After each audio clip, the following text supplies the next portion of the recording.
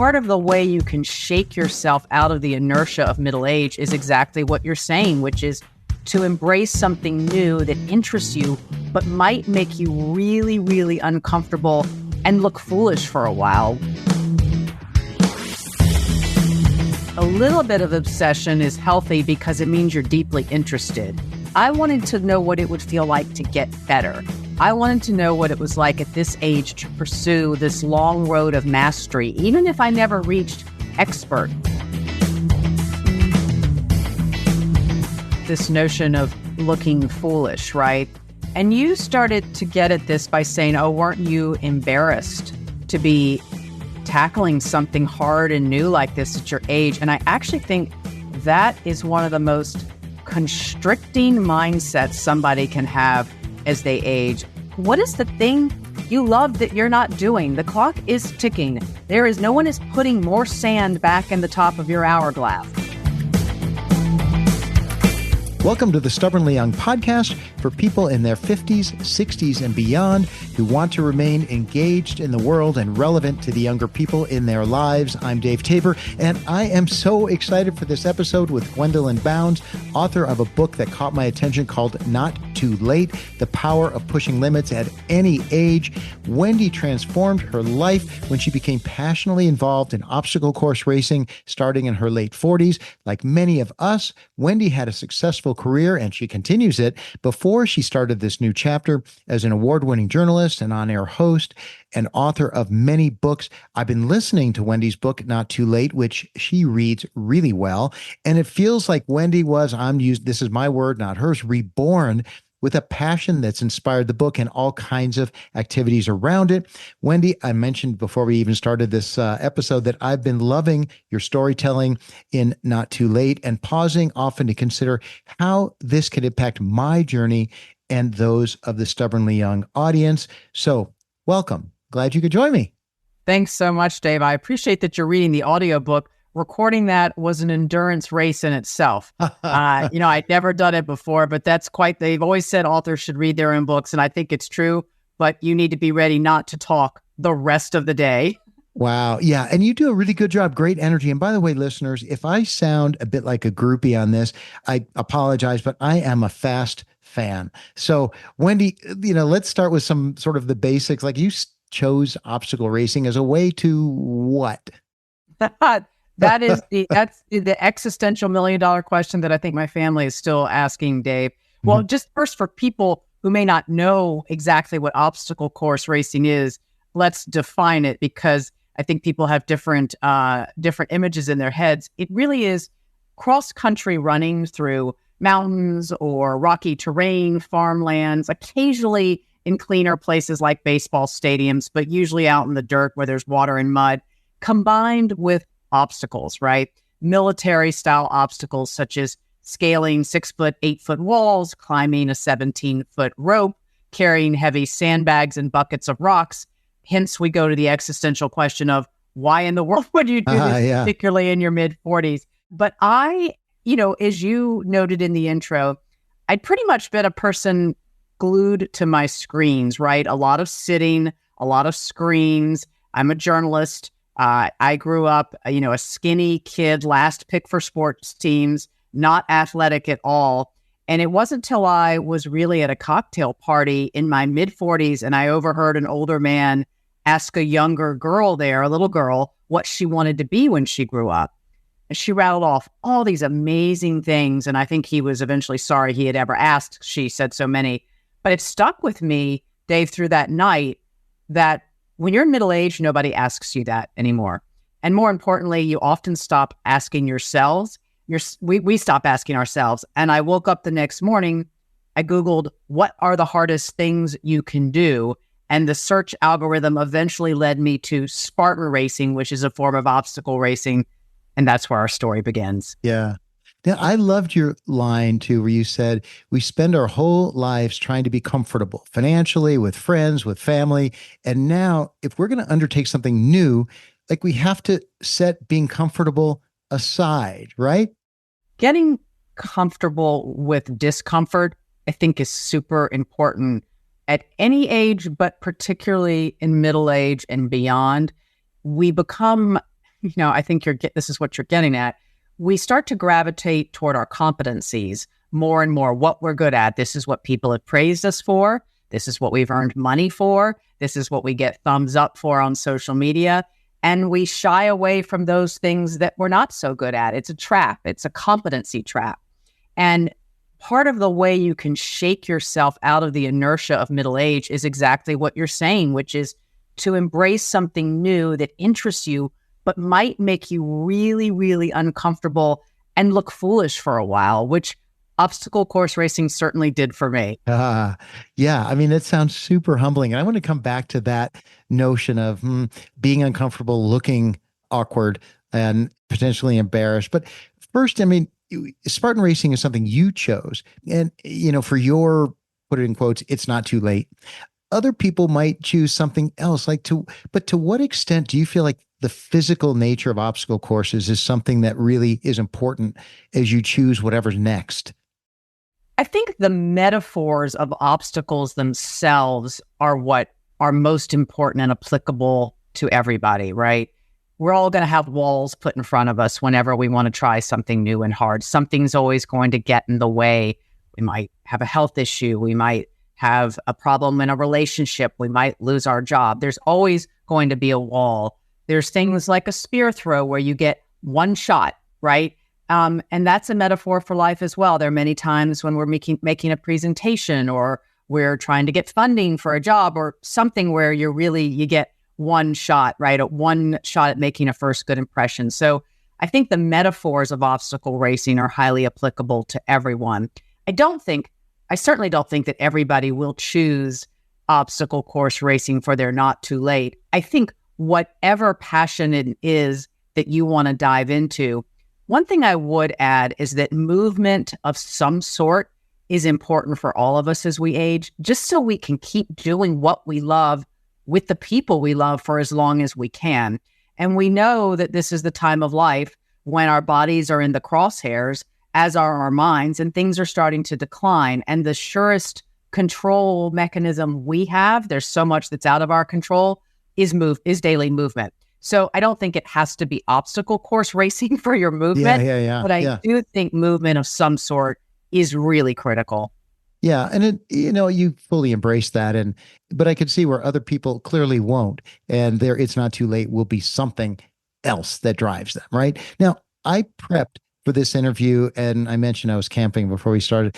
I was the first one at our campsite. The wind was blowing through aspen trees. It was beautiful. There's this loud little brook behind me.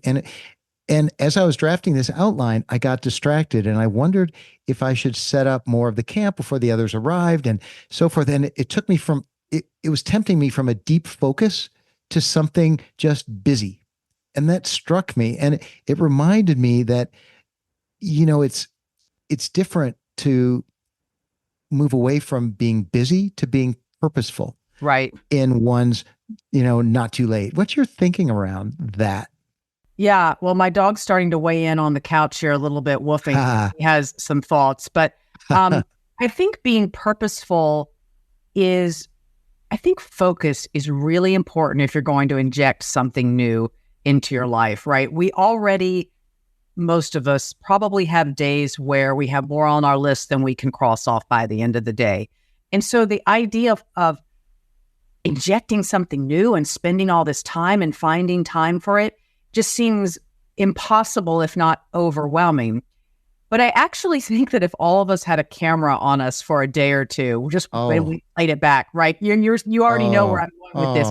Yes. We'd be like, oh yeah, I just wasted 10 minutes over there, just browsing through Amazon for these new whatever, insert your favorite thing. I just scroll, we would be horrified at the little time suck slices that we have throughout the day. And if we can start to cut those back and be very purposeful about it, I like that word that you used. It's amazing how much those things can add up to real chunks of time to invest in something else. But I tell myself that, I need a little headspace. I need a little decompression for 10 minutes. Yeah. I know I interrupt you, but how do you get past that? It's hard. I mean, that's the dopamine hit we're accustomed to now, right? Oh, I'll just get to check this Instagram feed or this or that. I mean, we're just kind of jumping. And I still, even after writing this book and interviewing a lot of really smart people about how to manage time, I still have to catch myself when I'm doing that. And that's about making a choice to stop. And I think if you don't do, you can't actually get anything productive really done unless you just stay in that moment. I close out screens now all the time. And I just am like, until I'm done with this, I'm not able, like, I don't get to check that. It's easier said than done. But if you can do it even 65% of the time, even 50% of the time, you've already got time back. Yeah. Well, you know what? It also strikes me that what motivated you to do that, and you tell that portion of your story in the book, what motivated you to do that was how passionate you were about spending more time learning to get better at obstacle racing. So my question actually was, how do you find balance between being purposeful and not being so intense that life isn't fun anymore? But it sounds like in your case, you were just driven by what you wanted more than what you didn't want. People have asked me, do you think you were obsessed? Do you think you got obsessed? And, I have to pause and try and be honest about that. I'm sure there were moments where I have been, but I think a little bit of obsession is healthy because it means you're deeply interested. And it means you're not winging it or just, you know what, I'll go out there and, run a few races, which is fine. But I wanted to know what it would feel like to get better. I wanted to know what it was like at this age to pursue this long road of mastery, even if I never reached expert. And so that did require some focus, some obsession, and a lot of trade-offs. And those trade-offs in the end for me, I think were worth it, right? And to the degree that, for instance, I had to give up social activities that, I might have otherwise said yes to. I had to say no to things that I was saying yes to before. I look back now and I think it was worth it because I don't know that I would have gotten this far on this journey. I know I wouldn't have gotten this far. Yeah. Did it feel like you were giving things up, or were you just that motivated? In the moment, it really felt like it was very hard to say no. I think all of us, when we get used to saying, we don't want to hurt people's feelings. And, we end up sometimes punting like, oh, well, maybe in a couple of months or maybe this. And I think the better thing to do is actually to be quite frank with people. And I was very honest, like, I'm not doing things socially right now until I get past this race, or when I had to focus even more when I doubled down to write the book, because then I was writing the book. I had a full-time job and I was training and I was racing. So it became more important to do that. But it's hard. I do think what I will say is that people are far more understanding than you might think. And they prefer a clear answer as opposed to just stringing them along. Well, maybe let me see how things go. And then that's not fair to them. And they don't understand either where you're coming from at that point. So this really made me wonder a lot, Wendy. Training for the Spartan race was, for racing, is really a solitary activity. I mean, you did some with a class and so forth, but a lot of it was on your own. And so, I think about whether it's Spartan racing, obstacle racing, woodworking, or like hiking, like it's your burning desire, but what if it's not like part of the life of your partner? Yeah, it's a perfect question. Well, it wasn't the part of my wife is not an obstacle course racer. That is not what she is interested in. And, in the beginning, I think I was very quiet about my training because I didn't understand why it was so important to me. So I couldn't explain it to her. I couldn't explain it really to my best friend. He was somebody I had always done hard things with, and yet I wanted to do this on my own. My parents were baffled. My mother's from the South. She's like, you want to go crawl under barbed wire and in the mud? She was just horrified. She's like, why not beach volleyball? So I didn't do a very good job in the beginning of explaining why I needed this so much. And it really wasn't until I processed it for the book that I think I was able to start communicating. And so I hope when people read the book, they'll take some of my advice and do it better than I did when they started. Well, but I mean, this is going to be an awkward question. I'm just going to ask it. I mean, could others have just looked at you and felt embarrassed on your behalf that, here's this 45, 46-year-old woman, doing these things, and it felt did it feel uncomfortable for them? I don't think so, because if you look at Spartan racing overall, I think more than 25% of the people who participate in age group competitions are over the age of 50. That's a significant amount. And there's also the degree that everybody looks a little bit foolish starting out in this sport. It doesn't matter whether you're 25 or you're 55. If you fall off a rope or you can't get over a wall, you all look equally silly. And I also think, too, as you start to get better, no one's laughing at you when you're climbing a 17-foot rope, Dave. No one's laughing. You're up and down a mountain with a sandbag, and you're getting stronger and you're getting more fit. And people are looking at those pictures. And instead, what they're saying to me is, how did you do this? Right? How did, and they kind of want in. So it's a great question, but I never felt it. That's cool. And I could see that paralleling, though, with any kind of new thing. I mean, if somebody learned golf and they're terrible at first, or somebody's doing woodworking and the leg doesn't stand up and I'm like, whatever. So I could see that. But as you do get better, I think people admire, whether they admit it early because we all look so silly starting something out. But as we progress, I think that's such an admirable trait that people, it's infectious, isn't it? What I find often, and I'm not going to play armchair psychologist, although maybe I am a little bit, is that I think people who are pursuing their own passions tend to be like, I totally get it. I think people who are fearful to break out of their own cycle of sameness and their own inertia, and they aren't doing things, those are the people who might tend to be negative and say, what are you doing at this age? Oh, don't you feel silly? And so I kind of know that and I understand it because they're locked in their own world. And so once they get out of it, or, those are the people I try to encourage and to maybe come and do a race with me or to just, to push them on their own edge. Anyone, and you must know this from all the people you meet on this podcast, the people who are pushing their own limits and trying to do hard things, and the name of your podcast goes, are stubbornly young, they get it. And so that's kind of that's my analytical approach on this. That's cool. And, I also wondered, when you think about, as people are considering whatever it is that is going to be their not too late kind of activity, like, how do you know whether you're choosing something that's challenging for the sake of being challenging, or something like that you found that actually sort of seemed to fill your soul? I tried a lot of things that were challenging in different ways before that never stuck, right? I tried to learn to fly fish. I loved it, but it didn't stick. I tried my hand at boxing at one point, but I hated getting hit in the head. I've tried to learn to surf. Like, there's a lot of things that are hard but nothing ever, again, I crossed my first finish line in obstacle course racing, and I just knew something in my DNA had changed, and I wanted nothing more than to figure out how to get better. And I think people have to trust their guts when you find something you love, that's the thing that you're Googling and thinking about before you go to sleep and thinking about when you first wake up.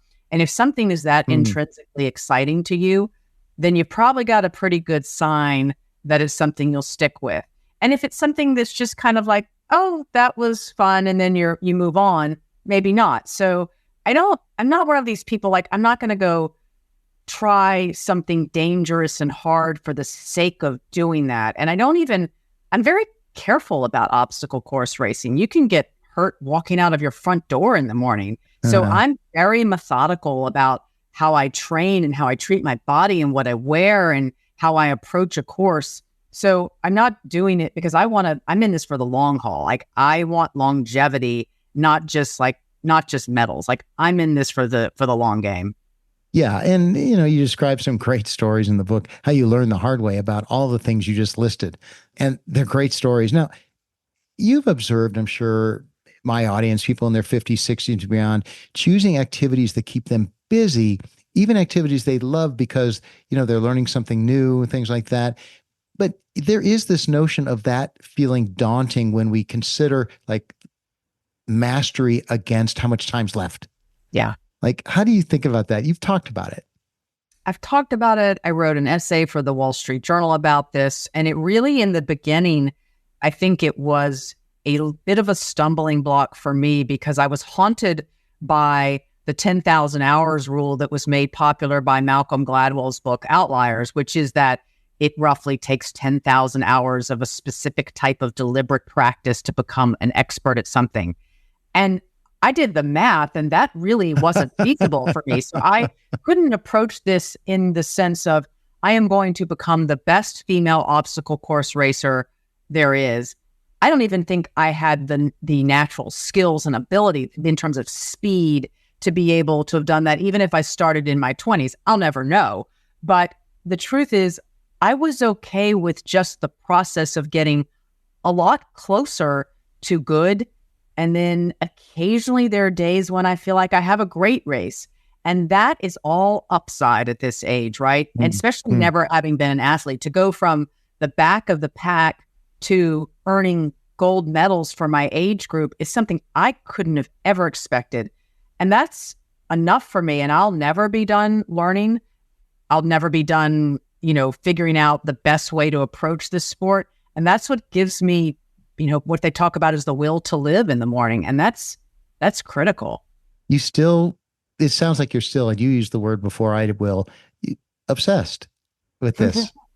I love this sport, right? I don't know. There's a thin line between obsession and love and passion. You can use whatever word you want, but I think when you care deeply about something or someone enough to invest in them or it, and to learn and to get better and to be your best self and to hold yourself accountable, and what more can you add? Like, people who make you do that are good people in your lives, and activities that make you do that, those are things that are healthy for you as well. Yeah.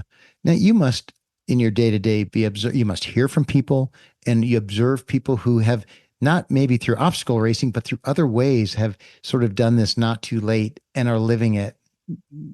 Any interesting story come to mind? My inbox is filled with them now, especially since this book came out. I mean, people who are pursuing race car driving in their 60s, people running marathons for the first time in their 50s. I met a woman who's in the book who is in her 80s, who became one of the oldest people to ever engage in an obstacle course race. People leaving careers as, working in the government and becoming assistants in veterinarian hospitals because they always loved animals. I mean, these are the types of things where I think not too late is really applicable across such a wide spectrum of activities. It's like, what is the thing you love that you're not doing? The clock is ticking. No one is putting more sand back in the top of your hourglass. Yeah. So you get one shot at this. And those are all words, and we hear them and we know it.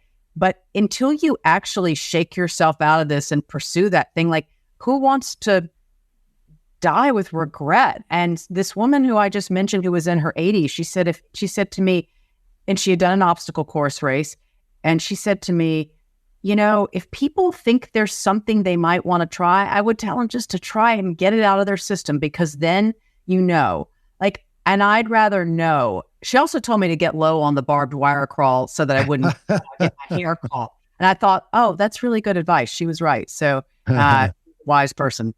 Yeah. Hey, I've got several more questions as we wind down, but first question, and at the risk of being embarrassed by missing a huge point altogether, what haven't we talked about that we should, that's really important to you? I want to just go back to this notion. You've been kind of dancing around it, but this notion of looking foolish, right? And you started to get at this by saying, oh, weren't you embarrassed to be tackling something hard and new like this at your age? And I actually think that is one of the most constricting mindsets somebody can have as they age. And that, the Stoic philosopher Epictetus said, if you wish to improve, you need to be content to look foolish. And that is true at any age.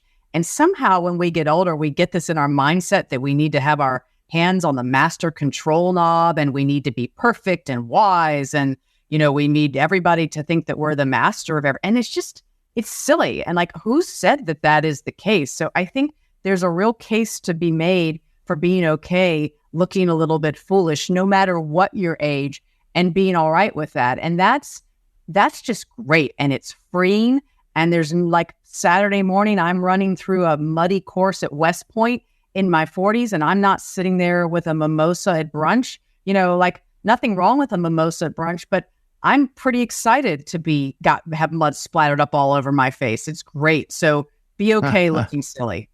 So what about, just extending what you just said, Wendy, what about someone who decides, okay, I'm going to try to learn, takes your advice, I'm going to try to learn, in my case, Spanish, which is going really slowly, or I'm going to learn to play guitar or whatever. And they try it and they don't really get very far and they stop. And so, how should they think about that experience before they take the next one? I didn't get very far when I started. I mean, it took me almost a year and a half to even get to the first race. And then I fell 10 feet off of a rope into a crumpled heap at Citi Field. And I thought I was going to walk off the course. There was another race I never finished because I got too cold. But I kept going back because intrinsically, I loved it. And I think if you're not, the guitar's really hard. I mean, I have one sitting behind me here. I see that, yeah. And it's calling to me. It's saying, hey, when this obstacle course racing thing's over, why don't you pick me up? And I will. And I bet, and you know what? It's going to come slowly to me. But I don't mind as long as it's bringing me joy in some way. And at some point, I think if you push through the discomfort and the plateaus and the dips, it's really hard to be on a plateau, Dave. We're like, oh, I want to get better. I want to get better. I want to get better. And you're just like, I'm not getting better. At some point that changes. So getting okay on the plateau is fantastic. But if you're playing the guitar and you're not enjoying it, well, then stop, right? No one says you have to stick with something if you're not having fun. But if you're having fun, who's to judge what is the metric of your success except for you? Yeah, I think that's the healthy way to look at it. And what will be, is guitar next for you when your body says it's time to stop Spartan racing? Well, I hope, given what I said about Mildred in her 80s. Yeah, the 80-year-old. Yeah. But I certainly, look, the guitar is one thing I'd love to pick up. I mentioned fly fishing earlier. It's not that I had stopped being interested in it. I just didn't have the opportunity or something else came along. But I still have a lot of interest in that because the patience that it requires and the precision, there's an intellectual component to it as well as sort of the beauty of the physical side of it. I'd like to pick that back up as well. And I love that you mentioned learning a new language. I went to Greece earlier this year and I'm going back to Sparta, Greece in November to race in a world championship. Wow. But I'm starting to learn to speak Greek. And so, there's lots of courses and things we can do online to help. So I got a list that's like this. Yeah, it's so long I can't even show you how long it is, but that's okay. And I won't get through it all, but I'll get through as much as I can. Cool. Now that you've published Not Too Late and you've started speaking about it, you're speaking with people like me about it. I mean, how has your thinking about the subject evolved even in this short period of time? It's been interesting to see the themes that really have resonated universally with people. And a couple of them you have hit on, right? How do you embark on something that's the road of mastery when you think you will never finish? And we talked about that. And I think another one that has really come to the surface is that we live in this world filled with hacks and shortcuts being thrown at us to find good health and happiness. And it's not working. If you look at the latest World Happiness Report, the US fell out of the top 20 for the first time. We know we have worse health outcomes in this country compared to other countries of similar economic means. And so to my mind, this is yet another rationale for engaging in something that really brings your mind and your body together in a way that is not about a quick fix or a hack. I don't think you can hack away. That is something, Dave, that has been coming to the surface and I think is really important to discuss in our culture. So last question for you is there anything else you'd like to leave us with as we wind down before we wrap up? I would say if you want to get started trying something new, don't put too many barriers up in the beginning. We live in this culture where I think we're like, in addition to the hacks, we think, need to know everything about this before I get started. I need the perfect gear. I need all the intel, all the information. And sometimes it's great just to go out and fumble your way around, and the fumbling will eventually give way to process. And so don't try too hard to know everything. Just give something a shot, right? Like I just started training in my own backyard without the perfect coaches or the perfect equipment. And to your point, I probably looked very silly to my neighbors, but that's okay because it was enough to get me started. So don't put up too many barriers to entry for yourself before you actually just get going. Great. I think that's a good note to end on. So I'm going to wrap us up. I'm your host, Dave Tabor, and today on the Stubbornly Young podcast, you've been listening to my conversation with Wendy Bounds, author of Not Too Late, The Power of Pushing Limits at Any Age. Wendy, what a great conversation. I'm glad you could join me. Thanks so much. It was really fun. Glad to meet you. And nice to meet you. And I hope the book goes crazy. So it sounds like it already is. Well, my dogs, again, like everybody now has met my dog as well, but it's been really fun so far. And I hope people will reach out to me. I'm pretty easy to find off my website. Let me know what they think and stay in touch. Great. And listeners, this has been episode 14 of the Stubbornly Young podcast for those in their 50s, 60s, and beyond, remaining engaged in the world and relevant to the younger people in their lives. Hey, do me a favor, help the podcast spread by submitting a review and by sharing with your Stubbornly Young friends. Catch you next time on Stubbornly Young. And Wendy, what a fun chat. Thank you. I appreciate it. Great questions and really enjoyed it. You bring a lot of energy to this, which is super.